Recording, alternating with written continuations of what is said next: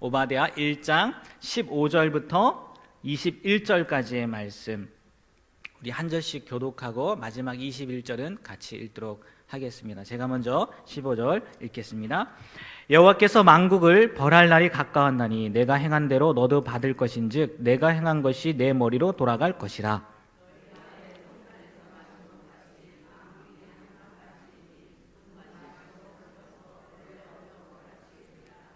오직 시온산에서 피할 자가 있으리니 그 산이 거룩할 것이요 야곱 족속은 자기 기업을 누릴 것이며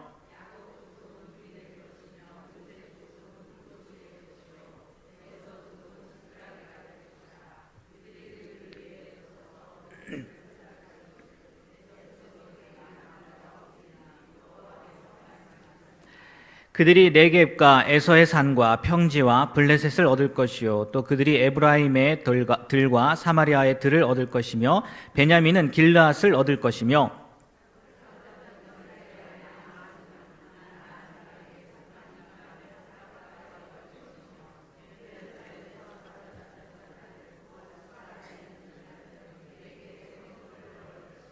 우리 함께 읽겠습니다. 구원받은 자들이 시온산에 올라와서 에서의 산을 심판하리니 나라가 여호와께 속하리라. 아멘.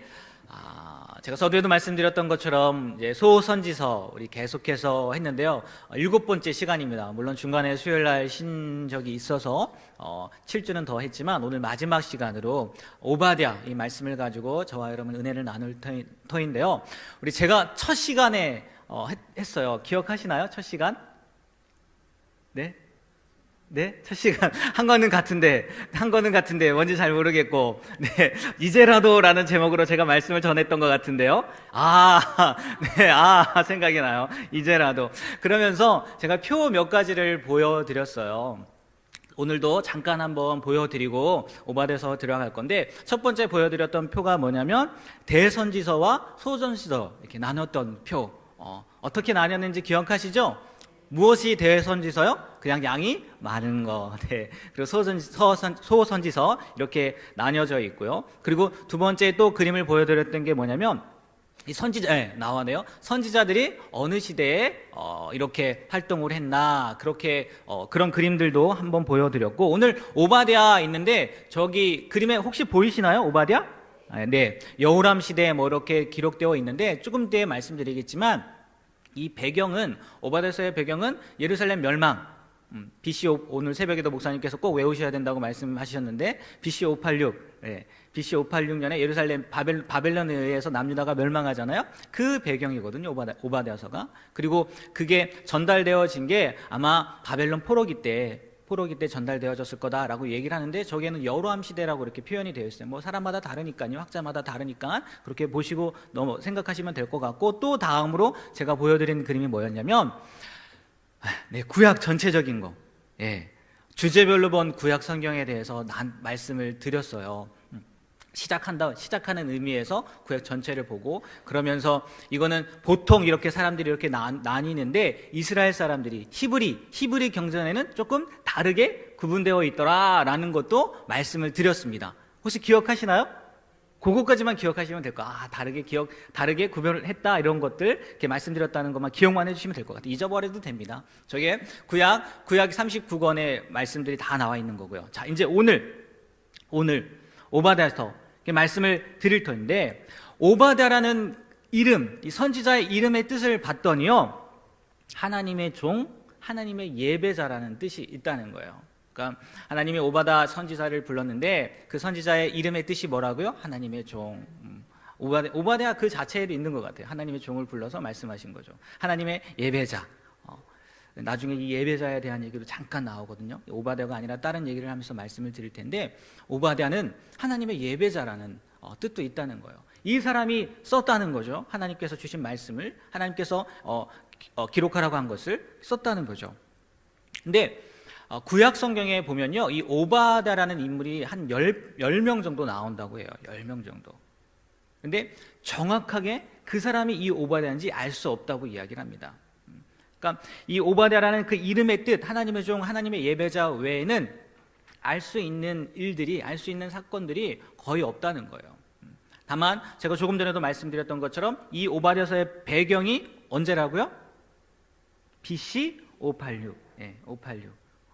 예루살렘 남유다가 멸망했을 때 그 배경이 그것이고, 그리고 이 오바댜서가 아마 전파되었을 때 이렇게 뭐라고 해야 되나요? 보급되어졌다고 해야 되나요? 사람들이 들었을 때라고 해야 되나요? 그때가 바벨론 포로기 때. 기억하고 있으셔야 돼요. 왜냐하면 이게 계속해서 나중에 또 이야기를 할 거거든요. 바벨론 포로기에 전해졌을 거다라고 이야기를 합니다. 오바댜서는요 1장밖에 없어요. 오늘 1장 15절에서 21절까지 읽었는데 1장밖에 없어요. 그리고 21절까지, 그러니까 구약에서 제일 짧은 선지서입니다. 선지서뿐만이 아니라 성경인 거죠. 구약 39권 가운데 가장 짧은 성경책인 거죠. 그래서 그것을 21절밖에 되지 않지만 한번 요약이라고 해야 되나요? 간략하게, 제가 처음에도 말씀드린 요즘 성경책은 너무 좋아서 이렇게 잘 되어 있다고 성경책을 뺏겨온 거예요. 한번 요약한 거 한번 보여드릴게요. 요약한 거.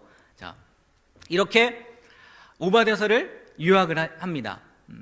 오바댜서의 내용, 우리 초록색으로 딱 되어 있는데 뭐라고요? 네.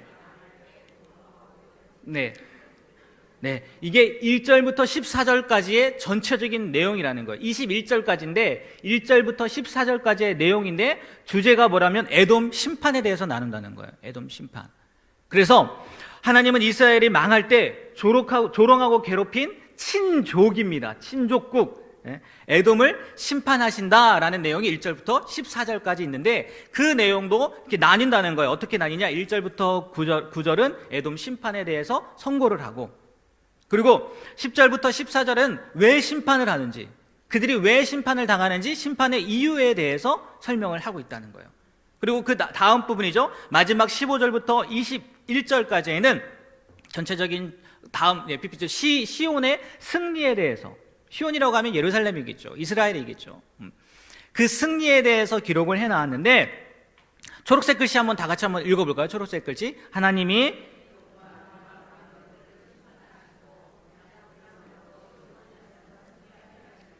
에돔뿐만이 아니라 이방 대적들도 하나님께서 심판하시고 결국 언약 백성인 시온 백성을 시온산에서 승리하게 하신다는, 이스라엘을 승리하게 하신다는 내용이라는 거예요. 그것도 두 가지로 나뉜다는 거죠. 두 부분으로. 15절과 16절은 심판의 본보기, 에돔을 본보기로 삼아 심판을 할 거고 또 만국도 심판할 거야.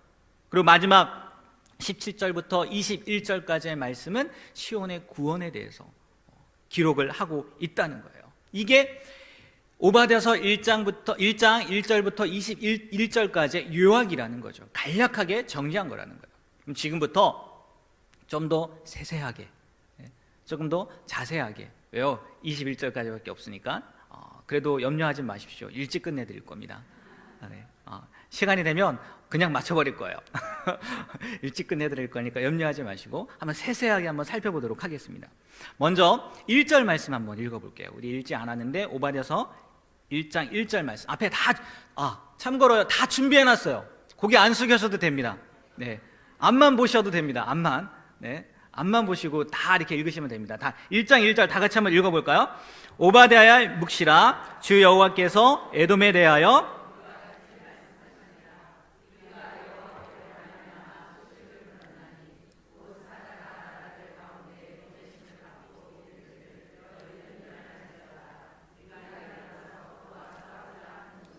네, 1장 1절에 딱 서두에 이야기를 하죠. 어디에 대한 예언이라고요? 에돔. 네, 에돔에 대한 이야기라는 거예요. 그럼 에돔에 무엇을 이야기하는 겁니까? 제가 요약했죠? 에돔의 심판에 대한 이야기라는 거예요. 1절부터 9절까지 에돔의 멸망에 대해서 오바댜 선지자가 예언하고 있다는 거예요. 기록하고 있다는 거예요. 예루살렘이 바벨론에 의해서 침입을 당할 때 그 에돔 족속이 행했던 악한 짓에 대하여 하나님께서 심판하실 것을 예언하고 있는 말씀이 1절부터 9절까지의 말씀이라는 거예요. 여러분, 에돔 족속, 역사적으로 어떤 족속입니까? 에돔 족속. 그렇죠. 에서의 후예라고요. 에서의 후예라고요. 에서가 누군데요? 네, 야곱의 형제죠. 이삭과 리브가 사이에서 태어난 아들이잖아요. 쌍둥이잖아요. 야곱과 형제란 말이에요. 여러분, 그런 얘기 많이 하지 않습니까? 피는 물보다 진하다. 네. 아무리 싸우고 그래도 물보다 피는 진하다는 거예요. 형제이기 때문에 끈끈하다는 거죠. 그리고 게다가 뭐예요? 쌍둥이잖아요. 쌍둥이. 그런데 하나님께서 이 두 형제에 대해서요, 오늘 오바댜서뿐만이 아니라 이런 말씀을 하십니다. 창세기 25장 22절에서 23절 말씀 다 같이 한번 읽어볼까요? 그 아들들이 그의 태 속에서 서로 싸우는지라 그가 이르되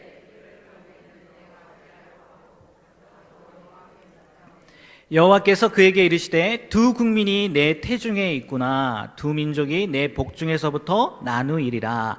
이 족속이 저 족속보다 강하겠고 큰 자가 어린 자를 섬기기라 하셨더라. 아멘. 큰 자가 누군데요? 에서. 작은 자는 야곱이잖아요. 근데 큰 자가 작은 자를 섬긴다고 이 말씀하셨다는 거죠. 근데 여기에 더해서 말라기서의 말씀을 보면요, 이런 말씀도 있습니다. 말라기서 1장 2절 3절이에요. 다 같이 한번 읽어볼까요? 준비했습니다. 네, 다 같이 읽겠습니다. 여호와께서 이르시되 내가 너희를 사랑하였노라 하나 너희는 이르기를 주께서 어떻게 우리를 사랑하셨나이까 하는도다. 나 여호와가 말하노라 에서는 야곱의 형이 아니냐. 그러나 내가 야곱을 사랑하였고 에서는 미워하였으며 그의 산들을 황폐하게 하였고 그의 산업을 광야의 이들에게 넘겼느니라. 어떻게 보면 지금 오바댜서에서 에돔에 대한 심판 예언을 하는 것과 똑같죠. 근데 이 말씀을 보면서 이렇게 생각할 수 있어요. 태어날 때부터 말씀에 그렇게 표현되어 있잖아요. 태어날 때부터 야곱은 사랑하고 에서는 미움받은 존재로 태어난 거네? 이렇게 생각할 수 있잖아요. 근데 그 의미가 아니더라고요. 이 말씀은. 이 말씀을 봤더니요, 야곱은 사랑하였고 에서는 미워하였다. 이거는요, 하나님의 택하신 사랑, 그러니까 야곱을 택하셨다는 뜻으로 봐야 된다는 거예요.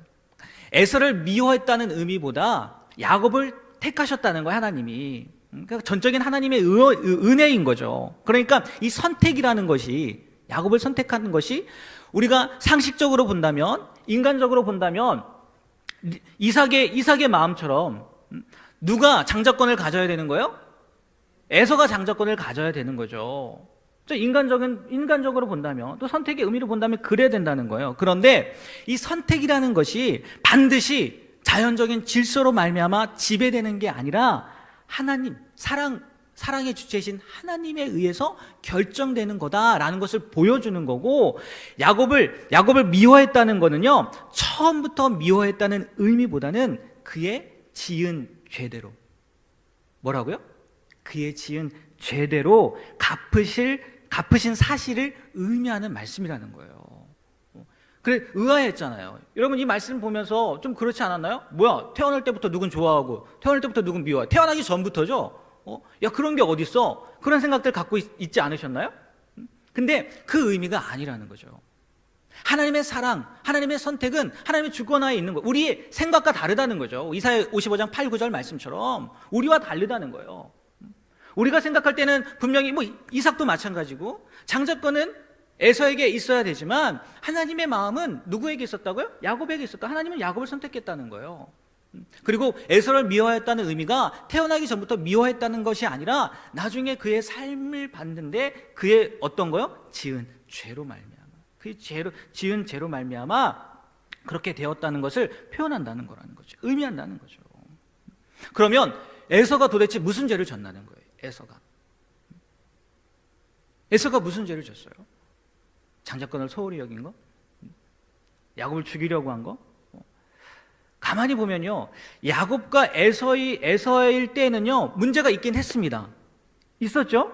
그죠? 그러니까 에서가 야곱을 죽이려고 하고, 하지만 어느 정도 어떻게 돼요? 해결이 돼요. 외삼촌 라반의 집에서 야곱이 돌아올 때 에서를 만나잖아요. 그때 에서가 어떻게 해요? 야곱을 용서한다고요. 그래서 이 형제 관계가요, 그래도 어느 정도 해소가 된다고요. 피는 물보다 진하다는 그 말 이야기처럼 정말 야곱과 에서가 회복이 되었는데, 세월이 지나면서 그 관계가 틀어지기 시작했다는 거죠.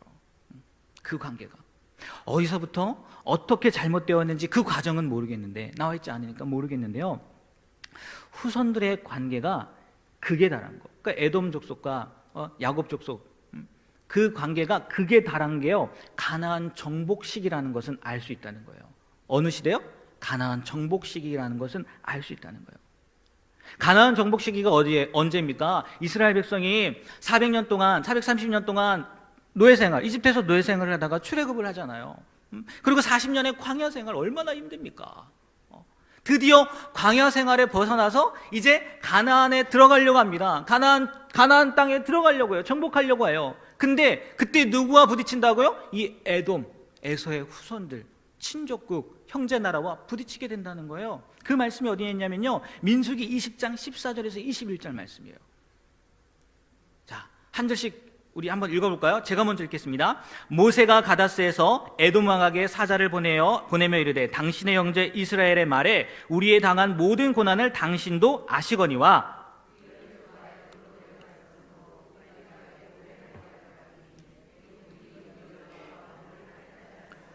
우리가 여호와께 부르짖었더니 우리 소리를 들으시고 천사를 보내사 우리를 애굽에서 인도하여 내셨나이다. 이제 우리가 당신의 변방 모퉁이 한 성읍 가데스에 있사오니,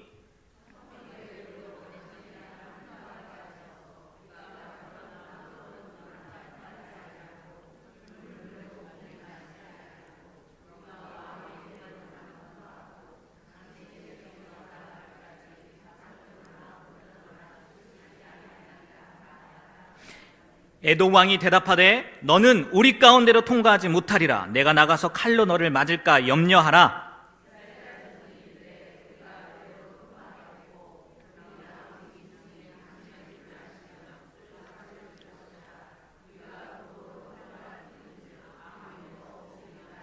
그는 가로되, 너는 지나가지 못하리라 하고 에돔 왕이 많은 백성을 거느리고 나와서 강한 손으로 막으니, 에돔 왕이 이같이 이스라엘의 그 경내로 통과함을 용납지 아니하므로 이스라엘이 그들에게서 돌이키니라.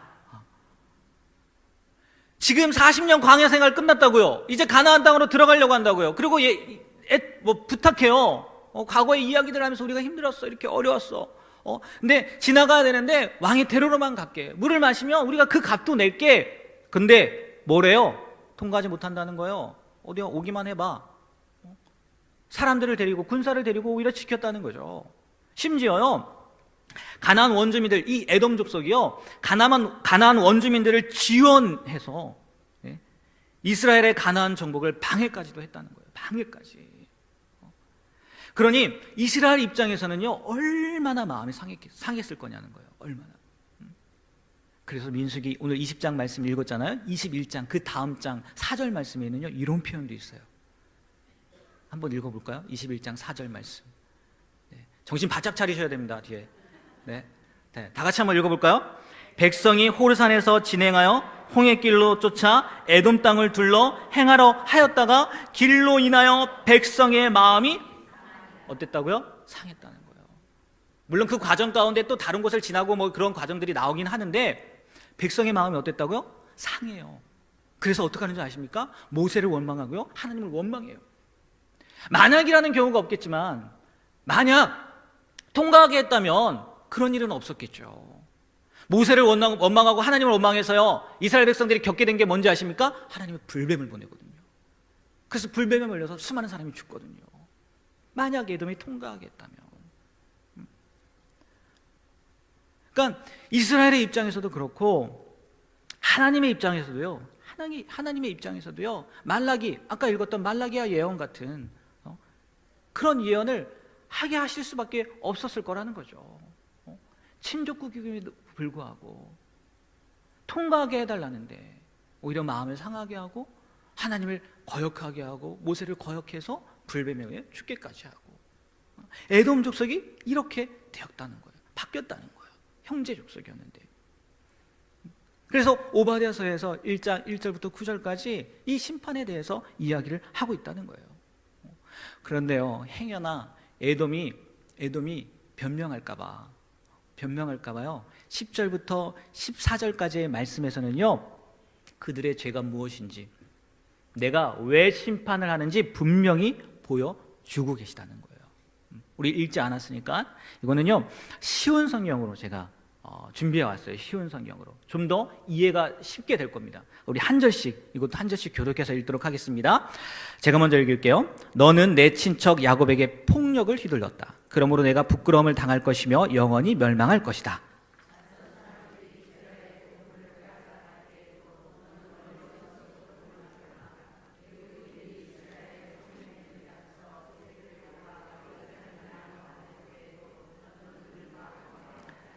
내 형제가 재앙당하는 것을 보고 비웃지 마라. 유다가 망하는 것을 보고 기뻐하지 마라. 유다 백성이 어려움에 빠진 것을 보고 우쭐대지 마라.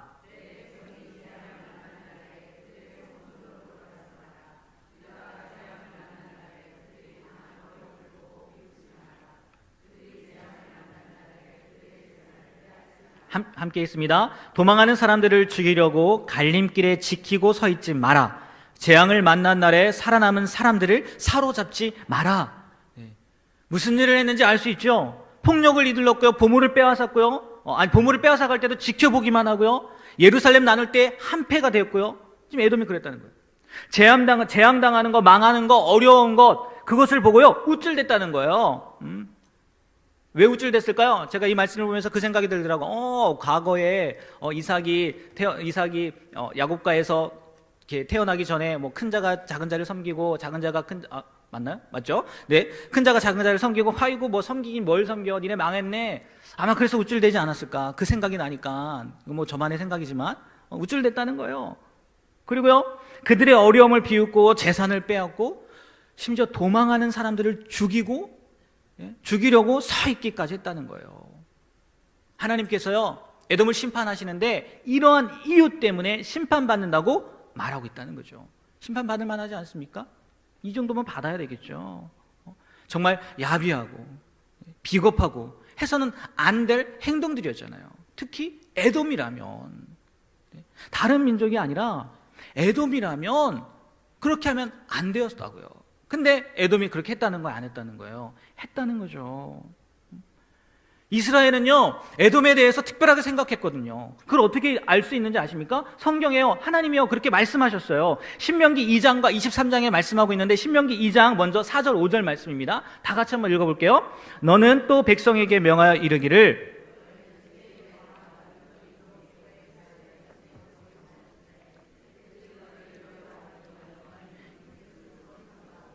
그들과 다투지 말라. 그들의 땅은 한 발자국도 너에게 주지 아니하리니 이는 내가 세일산을 에서에게 기업으로 주었음이로다. 하나님이 뭐라고 말씀하세요? 신명기 말씀을 통해서 다투지 말라는 거예요. 네. 형제니까 다투지 말라는 거죠. 그 땅 너희들한테 하나도 안 줬다는 거예요. 그래서 그 가나안 땅에 들어가기 전에 안 다투잖아요. 이야기하잖아요. 그냥 지나가기만 하겠습니다. 그리고 23장 신명기 23장 7절에는요 이런 말씀도 있습니다. 다 같이 한번 읽어볼까요? 너는 에돔 사람을 미워하지 말라. 그는 너의 형제니라. 애굽 사람을 미워하지 말라. 내가 그의 땅에서 객이 되었음이니라. 애굽도 미워하지 말라고 하지만 또 누구요? 에돔. 이유가 뭐랍니까? 형제라고요. 형제라고요. 이스라엘은 이렇게 생각하고 하나님께서 그렇게 말씀하셨기 때문에 그렇게 행동했음에도 불구하고 에돔의 반응은 대적들과 똑같았다는 거예요. 오히려 더한 거죠. 대적들은 대적이니까 그렇다 치더라도 형제인데 더한 거죠. 그러니까 얼마나 하나님이 속상하셨겠냐는 거예요. 속상하다 못해 화도 났겠죠. 그러니까 심판을 명하신 거겠죠. 심판을.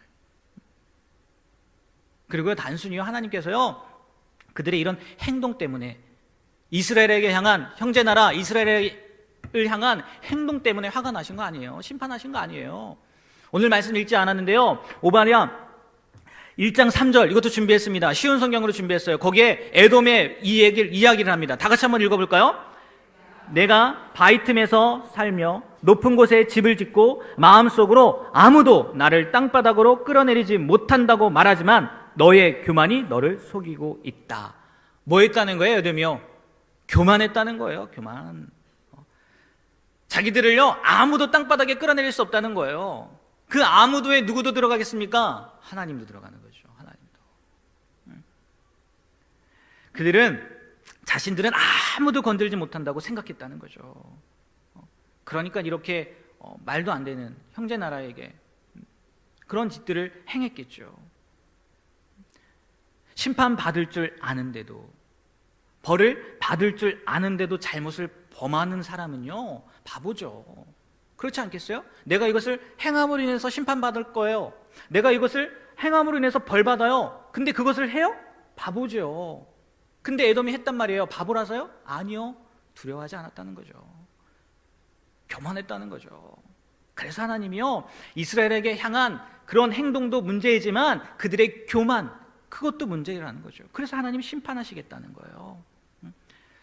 그도 그럴 것 같아요. 그 당시에 바벨론이 지금 세력을 얻고 있었잖아요. 근데 에돔이 바벨론 편이었거든요. 바벨론과 꿍짝이 맞았거든요. 그러니까 힘센 바벨론도 옆에 있으니 뭐가 두려웠겠어요. 하지만 하나님은 이렇게 말씀하시죠. 4절 말씀입니다. 한번 읽어볼까요? 내가 독수리처럼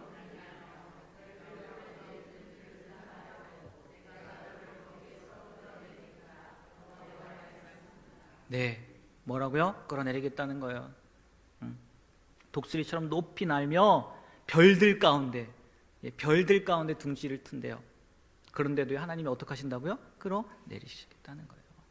이렇게 오바돼서 1절부터 하나님이 에돔의 심판에 대해서, 그리고 그 이유에 대해서 말씀을 하고 계시다는 거예요. 그리고요, 이어지는 15절부터는요, 세 번째로 에돔뿐만이 아니라 세계 모든 나라에 대한 심판의 날에 대해서 예언을 하고 있습니다.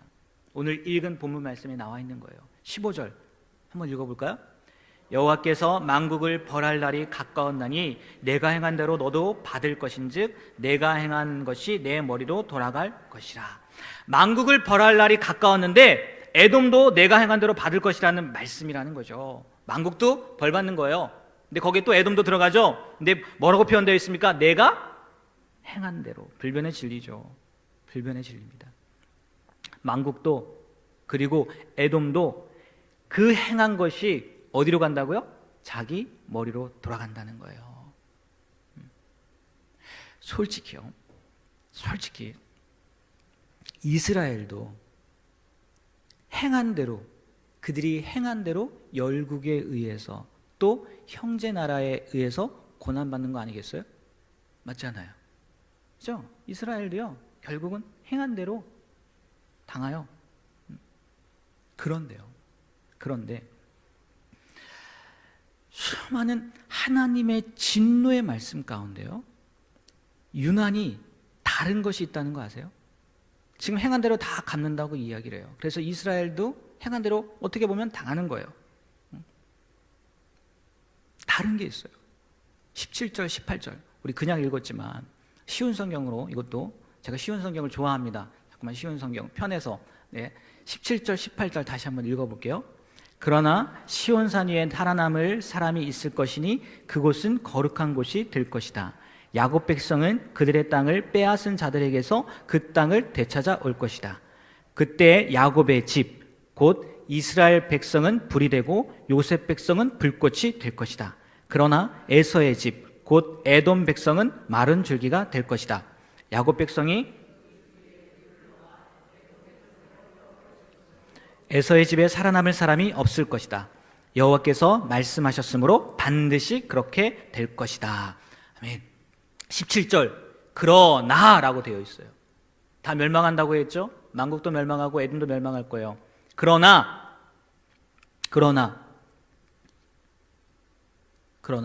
그 뒤에는 어떤 이야기들이 이루어집니까? 네, 심판이 다가오지만 이스라엘은 아니라는 거죠. 이스라엘은 그 심판의 날이 오히려 무슨 날이라고요? 회복의 날이라는 거예요. 그 날이 만국에게는, 에돔에게는 심판의 날이지만 이스라엘에게는 회복의 날이라는 거예요. 도대체 차이가 뭘까요? 물론 그들이 심판받으니까 이스라엘을 회복하는 거 이렇게 생각할 수도 있겠지만 이 차이가 뭘까요? 똑같이 잘못했어요. 이스라엘도 잘못했다고요. 이스라엘은 잘못 안 했어요? 그래서 바벨론에 멸망하는 거 아니에요? 똑같이 잘못했다고요. 그런데 만국도 에돔도 심판의 날이지만 그 날이 이스라엘에게 있어서는 회복의 날이 되겠다는 거예요.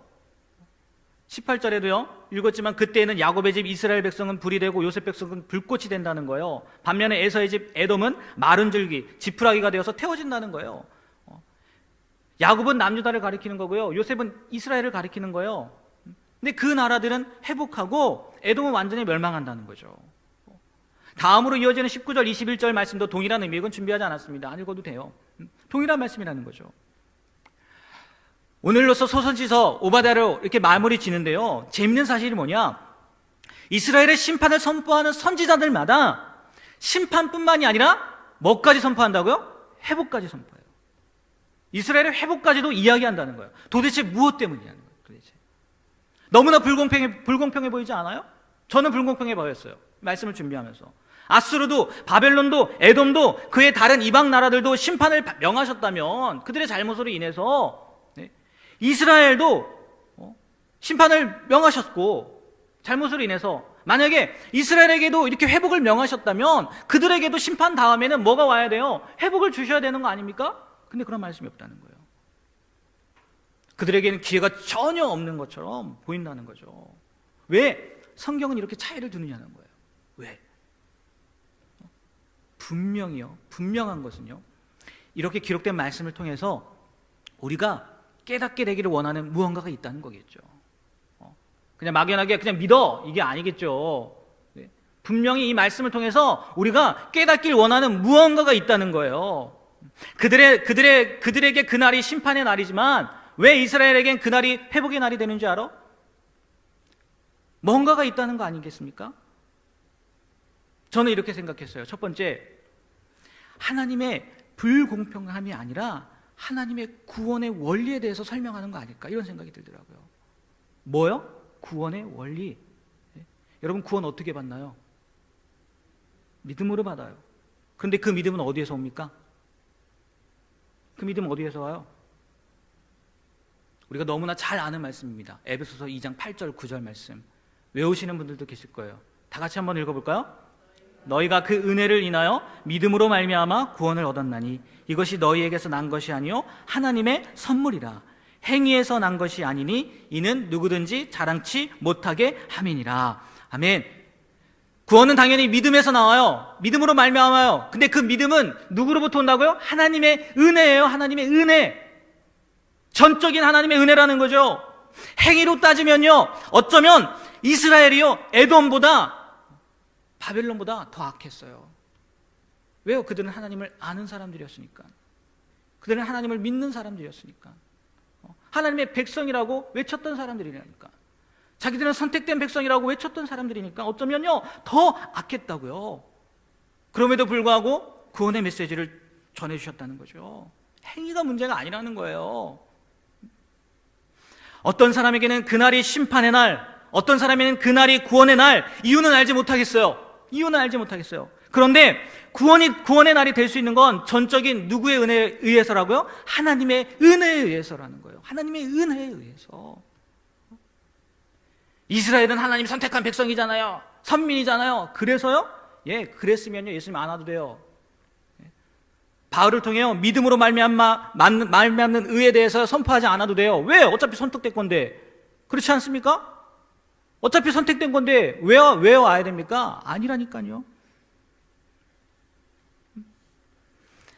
정말 하나님의 이유도 하나님의 생각도 알 수 없지만 그럼에도 불구하고 알 수 있는 것, 그게 뭐냐? 하나님의 은혜로 말미암아 그들이 구원받았다는 거예요. 무엇으로 말미암아요? 하나님의 은혜로. 그들에게 회복의 약속의 말씀, 그 말씀이 주어진 거는요 전적인 뭐라고요? 하나님의 은혜라는 거예요. 이스라엘 사람들도 에돔처럼 만국 사람들처럼 심판받고 멸망받아 마땅했는데 오로지 하나님의 은혜로 말미암아 회복이 약속되었다는 거죠. 그러니까 그들이 자랑할 것도요 내세울 것도 없다는 거예요. 미래를 한번, 지금은 과거지만 그 당시에서 미래를 한번 보십시오. 그들이요, 이 이스라엘 백성들이요, 그 후에 그 은혜를 망각한 채, 이게 전적인 하나님의 은혜였다는 것을 망각한 채 자랑하다가 내세우다가 선민이라는 거 이야기하다가 잘난 체 하다가 결국은 어떻게 됩니까? 예수님의 십자가에 뭐예요? 못 박잖아요. 망각하니까요. 그 은혜를 망각하니까. 행위로 된 줄 알고. 이 말씀을 통해서요, 이 오바댜서의 말씀을 통해서요, 우리도 하나님의 그 은혜와 깊이와 넓이를 아시게 되길 바랍니다. 내가 구원받았다는 거에 대해서. 네. 여러분, 구원받았다는 것이요, 얼마나 큰 은혜인 줄 아세요? 감격하며 사세요? 그 사실 하나만으로도요, 감사하며 사세요? 제가 어제 저희 아내와 얘기를 하면서 어떤 목사님이 얘기를 했어요. 그 목사님이 장애를 갖고 있는 목사님이거든요. 그 목사님이 그런 얘기를 할 때요, 강단에서 자기는 팔 하나 없는데, 흔히 그래 얘기하잖아요. 다른 팔이 하나 남아있고 두 다리가 멀쩡하고, 그러니까 감사할 수 있잖아요. 그러니까 감사할 수 있잖아, 이렇게 이야기하는, 자기는 못하겠다는 거예요. 당장 내 팔이 없어서 불편한데, 장애를 갖고 있는데 어떻게 감사하겠냐는 거예요. 사람들은 그렇게 얘기하지만 자기가 당해보니까 그러지 못하겠다는 거예요. 그런데 그럼에도 불구하고 감사할 수 있는 이유가 있대요. 왜요? 하나님이 나에게 생명 주셨으니까. 하나님이 나를 구원해 주셨으니까. 이유는 알지 못해요. 나의 행위도요, 그렇게 썩 좋지 않아요. 그런데 이런 나를 하나님께서 뭐 했다고요? 구원해 주셨다는 거예요. 선택해 주셨다는 거예요. 그래서 누구에게는 심판의 날이지만 우리에게는 뭐라고요? 회복의 날, 은혜의 날이 된다는 거죠. 여러분, 그 은혜의 감격을요, 다시 한번 회복하셨으면 좋겠어요. 이게 오바댜서를 통해서요, 제가 경험하게 된 말씀이에요. 그 또 하나는 뭐냐면, 두 번째는 회복의 때는 틀림없이 온다는 거예요. 다시 한번 다 같이 한번 외쳐볼까요? 회복의 때는 틀림없이 온다는 거예요. 네. 이스라엘을 구원받은 백성으로 에돔을, 우리를 힘들게 하는 문제들로 한번 생각해 보세요. 특히 제가 서두에서 이 말씀이 전파된 게 바벨론 포로기에 전달되었을 겁니다 라고 얘기를 했잖아요. 그렇게 추측된다고 말씀드렸잖아요. 포로 생활하면서 이스라엘 사람들이 생각할 수 있는 것이 무엇이 있을까요? 얼마 전에 인기에 종영된 드라마 혹시 보셨나요? 미션이라고? 미스터 션샤인. 네. 못 보셨나요? 보셨을 거예요. 저도 뭐 다 보지는 않았지만, 네. 어제 전투폭발 훈련을 하는데 제가 어떤 이야기를 하다가 그 훈련자들에게 요즘에 하늘에서 떨어진 1억 개의 별 뭐 이런 얘기를 하니까, 목사님 드라마 보세요? 이렇게 얘기를 하시더라고요. 볼 시간은 없습니다. 볼 시간 없고 이렇게 다 이렇게 검색하거나 아니면 가끔 뭐 이렇게 쉴 때 이렇게 딱 보는 거거든요. 거기에요, 명확하게 대사는 생각나지 않는데, 일제 강점기의 우리나라 상황이잖아요. 그때 친일파가 한 이야기인데 이렇게 이야기를 하는 것 같았어요. 맥락이 이렇습니다. 우리나라가 이미 망했고 더 이상 회복될 수 없다는 거예요. 그러니까 그럴 바에 일본을 돕고 잘 사는 것이 더 낫지 않겠느냐는 거예요. 그러면 바벨론 포로기, 그 당시에 사람들 친일파의 같은 생각을 갖고 살았을까요? 물론 개 중에 그런 사람들이 있었겠죠. 왜? 70년의 생활 동안 정말 잘 살게 되니까. 그 포로기가 나쁘지만은 않으니까 그럴 수 있겠죠. 하지만 포로기 전에도, 그리고 포로기 가운데에도요, 하나님께서 그들에게 뭘 얘기했을까요? 회복의 말씀을 보내주셨어요. 다시 회복된다는 말씀을 해주셨다고요. 그리고 정말 그 말씀하신 대로 그 날이 옵니까 안 옵니까? 왔어요. 네. 우리 구원받은 백성들도 마찬가지라는 거죠. 그들뿐만이 아니라, 네. 아무리 우리를 힘들게 하는 문제들이 있다 할지라도, 우리 삶 가운데 정말 어려운 문제들이 닥친다 할지라도요, 하나님께서는요, 우리를 그렇게 끝내지 않으신다는 거예요. 믿으십니까? 설령 그렇게 끝나는 것 같을지라도 진짜 그렇게 세상에서 이별하는 사람도 있습니다. 그렇게 끝나는 사람들도 있어요. 그렇게 끝나는 것 같을지라도요, 그것이 끝은 아니라는 거예요. 믿으십니까? 우리에게는요, 틀림없이 뭐가 약속되어 있다고요? 회복이 약속되어 있다는 거예요. 우리가 착각하는 게 있는데요, 그게 뭐냐면 이 세상에서 다 회복되어야 된다고 착각하고 있어요. 이 세상에서 다 회복되어야지만 회복되는 거라고 착각하고 있다는 거예요. 착각이라는 표현이 좀 그렇다면 오해하고 있어요. 오해. 고성준 목사님이 쓰신 나의 데스티니 찾기라는 책에 이런 내용이 있습니다. 네. 1권은 데스티니 하나님의 계획이라는 책이고 지금 이게 2권인데 거기에 아벨에 대해서 이야기를 하는데 제가 쭉 읽어드릴게요.